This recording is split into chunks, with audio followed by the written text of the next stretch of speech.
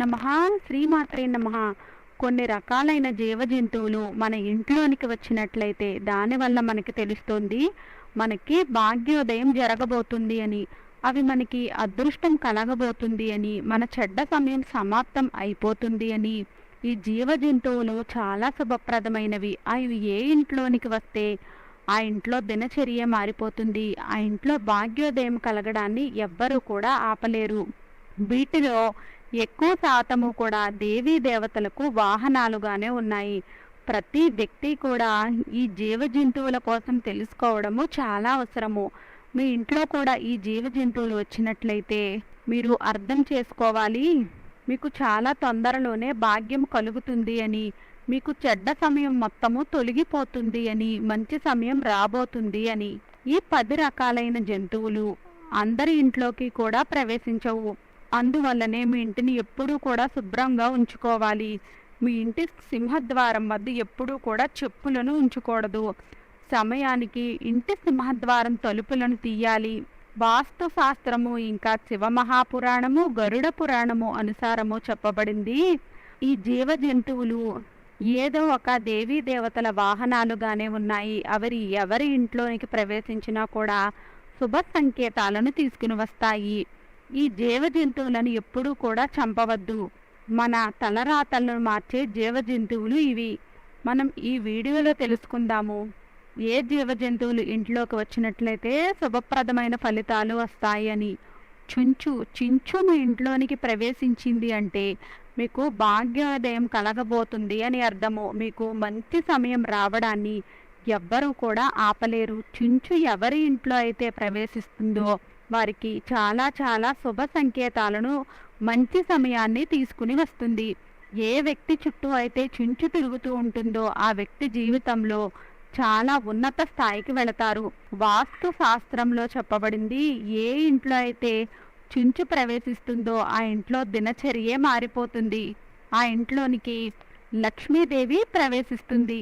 చుంచు ఏ ఇంటి చుట్టూ అయితే 4 వైపులా కూడా తిరుగుతూ ఉంటుందో ఆ ఇంట్లో ధన ప్రాప్తి అనేది తప్పకుండా కలుగుతుంది. మీకు ఆకస్మిక ధన లాభాలు అనేవి మీ బిజినెస్ నుండి రావచ్చు. ఏదో విధంగా ఆకస్మిక ధన ప్రాప్తి అనేది కలుగుతుంది. చుంచు మీ ఇంట్లోనికి ప్రవేశించింది అంటే మీకు భాగ్యోదయము అనేది తప్పక కలిగి తీరుతుంది. ఎలక ఇంట్లోనికి ప్రవేశించింది అంటే దౌర్భాగ్యాన్ని తీసుకుని వస్తుంది. అందువలన ఎలుకలను ఇంట్లో ఉండనివ్వకూడదు. ఎలుకలను గణేశుని వాహనంగా చెప్పారు, కానీ ఆ ఎలుక ఎవరి ఇంట్లో ఉంటే వారి ఇంట్లో ఎప్పుడూ కూడా దుఃఖము, దౌర్భాగ్యము, పీడలు కలుగుతూ ఉంటాయి. ఆ ఇంట్లో ఎప్పుడూ కూడా అనారోగ్య సమస్యలు వస్తూ ఉంటాయి. ఎలుకలు ఇంట్లో నుండి బయటకు పంపించడము చాలా అవసరము. 3వది తేనెపట్టు. ఎవరి ఇంట్లో పడుతుందో వారి ఇంట్లో ఎప్పుడూ కూడా ఉన్నతి అనేది జరగదు. వారి తలరాతలలో ఎంత మార్పు వస్తుంది అంటే వారి తలరాత మంచిగా ఉన్నా కూడా వారికి అది అనుకూలించదు. అందువలనే ఇంట్లో తేనెపట్టులు పట్టకుండా జాగ్రత్తగా చూసుకుంటూ ఉండాలి. మన ఇంటి దగ్గరలో కూడా తేనెపట్టు పట్టకుండా చూసుకుంటూ ఉండాలి. తేనెటీగలు ఎప్పుడూ కూడా దౌర్భాగ్యాన్ని తీసుకుని వస్తాయి. 4వ సంకేతము సీతాకోకచిలక. సీతాకోకచిలక ఎవరి ఇంట్లోకైతే వస్తుందో అది శుభ సంకేతాలను తీసుకుని వస్తుంది. సీతాకోకచిలక ఏ విధంగా అయితే రంగురంగులుగా ఉంటుందో అదే విధంగా మన జీవితాన్ని కూడా రంగులమయం చేస్తుంది. మన జీవితాన్ని సంతోషంతో నింపుతుంది. అందువలనే సీతాకోకచిలకని చాలా శుభ సంకేతంగా చెప్పారు. వాస్తు శాస్త్రంలో దీని గురించి చాలా మంచిగా వర్ణించారు. సీతాకోకచిలక ఎవరి ఇంట్లోకి వచ్చినా కూడా వారికి మంచి సమయం రాబోతుంది అని అర్థము. అందువలన మీ ఇంట్లోకి సీతాకోకచిలుక వచ్చినట్లయితే దానిని చంపకండి. 5వది తేలు ఇంట్లోకి వచ్చినట్లయితే అది దౌర్భాగ్యాన్ని తీసుకుని వస్తుంది. తేలు ఇంట్లోకి వచ్చింది అంటే అది పీడకు సంకేతంగా భావించవచ్చు. ఒకవేళ తేలు ఒకదాని వెనకాల ఒకటి చైన్ లాగా వెళుతున్నట్లుగా మీకు కనిపించినట్లయితే మీరు అర్థం చేసుకోండి, మీ ఇంట్లో నుండి లక్ష్మీదేవి వెళ్ళిపోతుంది అని. మీ ఇంట్లోకి చైన్ లాగా ఫామ్ అయిన తేలు ఇంట్లోకి వస్తున్నట్లుగా కనిపించినట్లయితే మీ ఇంట్లోనికి లక్ష్మీ అమ్మవారు రావడానికి సంకేతంగా దానిని భావించవచ్చు. చిన్న తేలులు వస్తూ ఉన్నట్లయితే అది దౌర్భాగ్యానికి సంకేతంగా చెప్పబడింది. చైన్ లాగా మీ ఇంట్లోనికి తేలులు వచ్చినట్లయితే మీకు భాగ్యోదయం జరగబోతుంది అని అర్థము. లక్ష్మీదేవి మీ ఇంట్లోనికి ప్రవేశించింది అని అర్థము. ఆరవది బల్లిని లక్ష్మీ అమ్మవారికి ప్రతీకగా చెప్పబడింది. చాలా మంది ఇంట్లోనికి వచ్చిన బల్లులను చంపేస్తూ ఉంటారు. బల్లులను చంపకూడదు. బల్లి లక్ష్మీదేవికి సంకేతము. దీపావళి రోజున మీ ఇంట్లో మీకు బల్లి కనిపించింది అంటే మీకు భాగ్యోదయం కలగబోతుంది అని అర్థము. విష్ణు పురాణంలో చెప్పబడింది, మీ పూజా మందిరంలో రోజు కూడా మీకు బల్లి కనిపిస్తూ ఉన్నట్లయితే తొందరలోనే మీకు భాగ్యం కలగబోతుంది అని అర్థము. బల్లి చాలా శుభ సంకేతంగా చెప్పబడింది. 7వ జంతువు చీమలు. నలుపు రంగు చీమలు మీ ఇంట్లో కనిపిస్తూ ఉన్నట్లయితే మీరు అర్థం చేసుకోండి, మీ ఇంట్లోనికి లక్ష్మీ అమ్మవారు ప్రవేశించారు అని. ఇది చాలా శుభ సంకేతాన్ని తెలియజేస్తుంది.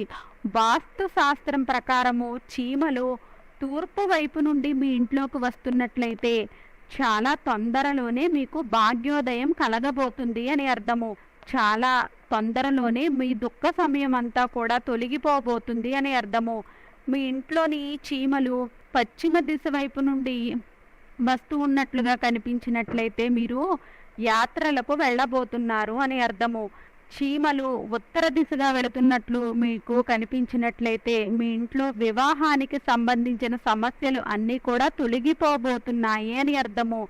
దక్షిణ దిశ వైపు నుండి మీ ఇంట్లోకి వస్తున్నట్లుగా కనిపించినట్లయితే మీకు అధిక మొత్తంలో ధనం లభించబోతుంది అని అర్థము. చీమలు చాలా శుభ సంకేతాలను తీసుకుని వస్తాయి. చీమలకు రోజు ఆహారాన్ని వేయాలి. 8వ సంకేతము తాబేలు మీ ఇంట్లోనికి వచ్చినట్లయితే శ్రీహరి విష్ణువు మీ ఇంట్లోనికి వచ్చినట్లే.